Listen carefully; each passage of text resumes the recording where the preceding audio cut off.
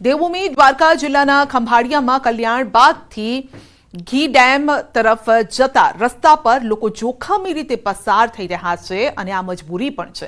આ રસ્તા પરનો કોઝવે પુલ વર્ષો પહેલા તૂટી ગયો છે, જેથી સ્થાનિક લોકો જીવના જોખમે પાણીની પાઇપલાઇન ઉપરથી પસાર થાય છે। નદીના સામે કાંઠે રહેતા 300 થી વધુ લોકો અવરજવર માટે હાલ પાઇપલાઇન ઉપરથી જ પસાર થાય છે। કેટલાક લોકો બાઇક સાથે તો બીજી તરફ સ્કૂલે જતા નાના બાળકો જોખમી રીતે પાઇપ પરથી પસાર થાય છે। સ્થાનિકોએ કહ્યું છે કે 15 વર્ષથી અહીંયા કોઝવે તૂટી ગયો છે। ઉપરાંત 3 વર્ષ પહેલા કોઝવેનું ખાતમુહૂર્ત થવા છતાં હજી સુધી આ રસ્તો બન્યો નથી।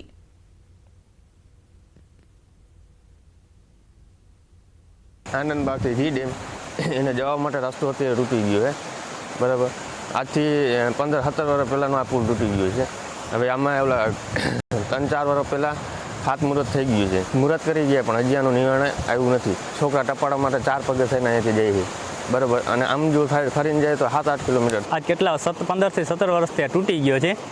હવે અમારે આવ જવા માટે છે ને કે આ ફરીને જવું પડે છે। હવે ફરીને જાય ને તો 7 થી 8 કિલોમીટર થાય, એટલે અમારે કાયમીના માટે છોકરાઓની ભણતર બગડે છે। છોકરા અહીંથી જો 4 પગે જાય, બૈરા હોય કે છોકરા હોય, કોઈ બી અહીંથી 4 પગે જતા હોય, હવે એ પડી જાય। હવે અહીંયા ખાતમુહૂર્ત થયો 2 થી 3 વર્ષ પહેલાં ખાતમુહૂર્ત થઈ ગયો છે। ખંભાળિયામાં કલ્યાણ બાગથી ઘી ડેમ તરફ જતા રસ્તા પર કોઝવે આવેલો છે। તે કોઝવે પર પાણી ફરી વળતા લોકોને અવર જવર માટે પારાવાર મુશ્કેલીનો સામનો કરવો પડ્યો છે। આપ સીધા દ્રશ્યો જોઈ શકો છો।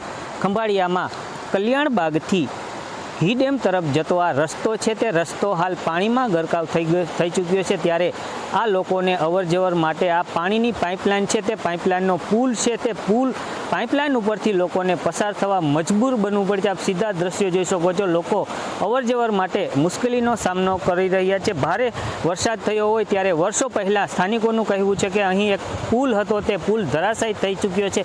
ત્યારબાદ આ પુલ બનાવવામાં નથી આવ્યો, ત્યારે અહીંના અંદાજિત 300 થી વધુ લોકો આ સામેની સોસાયટીમાં રહે છે। તે લોકોને અવર જવર માટે કોઈ રસ્તો ન હોય ત્યારે આ લોકોને અહીંથી અવર જવર માટે પારાવાર મુશ્કેલીનો સામનો કરવો પડે છે। ત્યારે વાત કરીએ તો ખંભાળિયાથી જે ઘી ડેમ તરફ જે આ રસ્તો છે, તે રસ્તાનો કોઈ વિકલ્પ ન હોય, લોકોને આ પાણીની પાઇપલાઇન છે, તે પાઇપલાઇનમાંથી પસાર થવા હાલ મજબૂર થવું પડે છે। ત્યારે જે નાના બાળકો છે, તે બાળકોને પણ અહીંથી પસાર થવું હોય તો આ પુલ ઉપરથી જોખમી રીતે પસાર થતા નજરે પડ્યા છે। મુકુંદ મોકરિયા, ન્યૂઝ 18 ગુજરાતી, દેવભૂમિ દ્વારકા। રાજકોટમાં ફોરેસ્ટ ગાર્ડની ભરતી મુદ્દે એનએસયુઆઈનો કલેક્ટર કચેરીમાં વિરોધ છે। ભરતી પ્રક્રિયામાં ગોટાળા અંગે એનએસયુઆઈના કાર્યકરો કલેક્ટર કચેરી પહોંચ્યા। કલેક્ટરને આવેદન માટે ટોળું ધસી આવ્યું હતું, ધક્કામુક્કી પણ થઈ હતી। ટોળાને અટકાવવા માટે પણ પ્રયાસો કરવામાં આવ્યા। એનએસયુઆઈ કાર્યકરો અને પોલીસ વચ્ચે આ સમયે ઘર્ષણ થયું। પોલીસે એનએસયુઆઈના કાર્યકરોની અટકાયત કરી છે। તો ફોરેસ્ટ ગાર્ડની ભરતી મુદ્દે એનએસયુઆઈએ વિરોધ કર્યો હતો અને જ્યારે તેઓ આ વિરોધ માટે અહીં પહોંચ્યા હતા તો વિરોધ દરમિયાન ઝપાઝપી થઈ હતી। પોલીસે તેમને અટકાવ્યા હતા। એનએસયુઆઈના કાર્યકરોની અટકાયત કરવામાં આવી। વિરોધ દરમિયાન પોલીસનો જ્યારે ચાંપતો બંદોબસ્ત હતો ત્યારે પોલીસે કાર્યકર્તાઓની અટકાયત કરી ધક્કામુક્કી કરવામાં આવી હતી। ઝપાઝપીના દ્રશ્યો સામે આવ્યા છે। આ વિરોધ અમારા માટે એ જ છે કે સીબીઆરટી પદ્ધતિ જે કોમ્પ્યુટર બેઝ ટેસ્ટ લેવાય છે, એ ટેસ્ટ બંધ થાય અને એમાં જે કૌભાંડ થઈ રહ્યા છે, પીડીએફમાં ખોટા નામ આવી રહ્યા છે, એ પીડીએફમાં ખોટા નામ આવવાના કારણે વિદ્યાર્થીઓના હકનું હનન થઈ રહ્યું છે। એ માટે અમારી એટલી જ માંગ છે કે સીબીઆરટી પદ્ધતિ રદ થાય। પણ અત્યારે આ કલેક્ટર ઓફિસે પોલીસ વાળા કે એ લોકો અમને જવા દેતા નથી। 6 લોકોને અટકાયત કરી છે અત્યારે, અને બાકી બધા યુવાનો નીકળી ગયા છે અહીંયાથી। મેઇન જે ફોરેસ્ટની ભરતી બાબતમાં રજૂઆત કરવાની હતી ને, એ બાબતમાં કલેક્ટર કચેરીને એમણે ઘેરાવ કરેલો હતો। 10 લોકો માટે વાત કરેલી હતી કે કાયદો અને વ્યવસ્થા જળવાય એના માટે 10 લોકોને કહેલું હતું, પણ તમામ લોકો જવા ઈચ્છતા હતા। કાયદો અને વ્યવસ્થા જળવાઈ રહે, કોઈ અનિચ્છનીય બનાવ ના બને એના માટે થઈ અને વિદ્યાર્થીઓ પોતાની માગ પર અડગ રહેતા જે આંદોલન કરતા હતા એમને અટકાયત કરવામાં આવી છે। ગોધરાના દરુણિયા ગામના વિદ્યાર્થીઓ મુશ્કેલીમાં મુકાયા છે। ગામમાં પ્રાથમિક અને માધ્યમિક શાળાના વિદ્યાર્થીઓ એક જ શાળાના મકાનમાં અભ્યાસ કરવા મજબૂર છે। હાઈસ્કૂલનું મકાન ન હોવાથી હાઈસ્કૂલના 100 જેટલા વિદ્યાર્થીઓ પ્રાથમિક શાળામાં બેસીને અભ્યાસ કરે છે। હાલમાં પ્રાથમિક શાળામાં ગામના 700 વિદ્યાર્થીઓ અભ્યાસ કરી રહ્યા છે અને શાળામાં ઓરડાઓની અગવડતાના કારણે શિક્ષણ કાર્ય હાલ 2 પાળીમાં ચાલી રહ્યું છે। હાઈસ્કૂલના ધોરણ 9 અને 10ના વિદ્યાર્થીઓ નીચે બેસીને અભ્યાસ કરવા મજબૂર છે। શાળા શાળાના વિદ્યાર્થીઓ, શિક્ષકો, વાલીઓ અને ગ્રામજનોએ ઝડપથી નવીન શાળા બનાવવાની માંગ કરી છે. બીજી તરફ મુંબઈ દિલ્હી કોરિડોરમાં ગામનું આંગણવાડીનું મકાન ડિમોલિશન થઈ જતા 40 બાળકો ગ્રામ પંચાયતમાં બેસીને અભ્યાસ કરવા મજબૂર છે. ગ્રામજનો દ્વારા આંગણવાડી અને હાઈસ્કૂલનું નવીન અલાયદું મકાન બનાવવા માટે જમીન ફાળવણી કરવા કલેક્ટરને રજૂઆત કરી છે.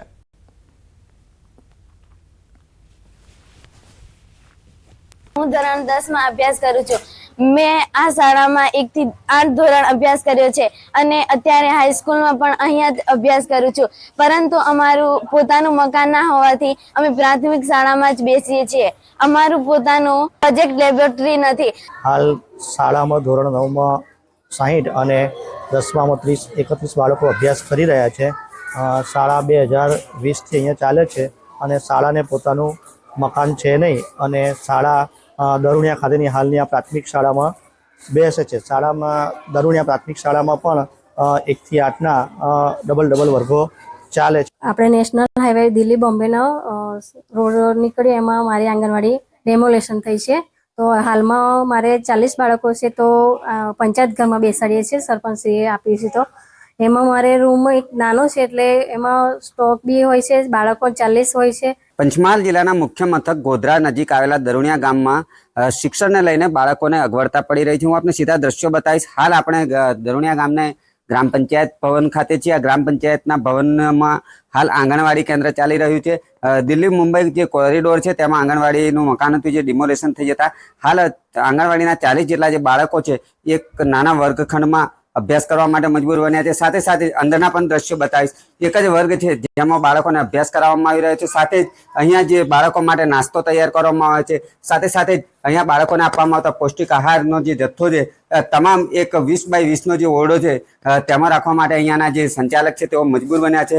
સાથે સાથે જો ગામની વાત કરવામાં આવે તો ગામમાં સરકાર દ્વારા હાઈસ્કૂલ મંજૂર કરવામાં આવી છે, પરંતુ આ જે હાઈસ્કૂલ છે તેનું મકાન પણ નહીં બન્યું હોવાથી હાલ છેલ્લા 3 વર્ષથી હાઈસ્કૂલના જે વિદ્યાર્થીઓ છે તે પ્રાથમિક શાળામાં અભ્યાસ કરી રહ્યા છે. જેથી પ્રાથમિક શાળામાં અભ્યાસ કરતા 700 જેટલા જે બાળકો છે તેઓને 2 પાળીમાં શિક્ષણ આપવામાં આવી રહ્યું છે.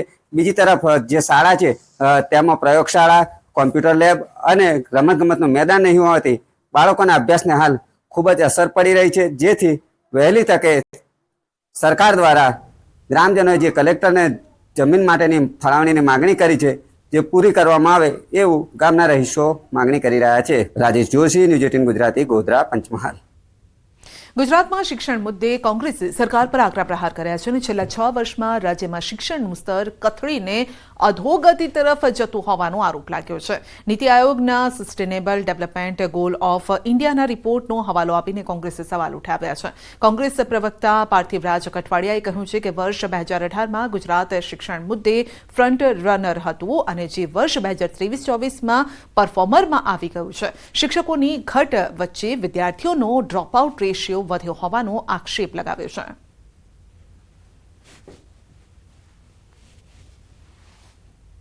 ખાસ કરીને હું આજે આપની વચ્ચે શિક્ષણની ચર્ચા કરવા આવ્યો છું. શિક્ષણના મુદ્દે, ક્વોલિટી એજ્યુકેશનના મુદ્દે જે વાત કરી શકાય એમાં જે આંકડા આવ્યા છે, જે બાબતો સામે આવી છે, ખૂબ ચોંકાવનારી છે. ગુજરાત રાજ્ય સમગ્ર દેશમાં શિક્ષણમાં 18મા ક્રમે છે. એનું આખું લિસ્ટ એ એમના આખા રિપોર્ટમાં દર્શાવ્યું છે, જે હું આપની સામે મૂકું છું. શિક્ષણનું સ્તર દિવસે ને દિવસે કથળી રહ્યું છે, જેને કહી શકાય કે સસ્ટેનેબલ ડેવલપમેન્ટ ગોલના આધારે એક ગોલ નક્કી કરવામાં આવે છે કે આપણી જે શિક્ષણ નીતિ છે તેને આવનારા 2 વર્ષ, 5 વર્ષ, 6 વર્ષ, 10 વર્ષમાં ક્યાં પહોંચાડવી છે. ત્યારે 2018માં જે શિક્ષણનું સ્તર આપણું, જેને કહી શકાય, આપ જોઈ શકો છો 2018નું, કે જેમાં આપણી જે સ્થિતિ હતી એ ફ્રન્ટ રનરની હતી. આપ જોશો કે ગુજરાત રાજ્યમાં ગ્રીન કરેલું છે. આપણી ફ્રન્ટ રનરની સ્થિતિ હતી એ 2023-24માં પરફોર્મરમાં આવી ગઈ. એટલે કે આપણી સ્થિતિ દિવસે ને દિવસે 2018થી લઈ અને 2024 સુધીમાં જે ડેવલપમેન્ટ ગોલ નક્કી થયા છે આપણે પૂર્ણ નથી કરી શક્યા. આપણે ત્યાં શિક્ષણનું સ્તર કથળી રહ્યું છે, એ આ રિપોર્ટ સ્પષ્ટપણે દર્શાવી રહ્યો છે.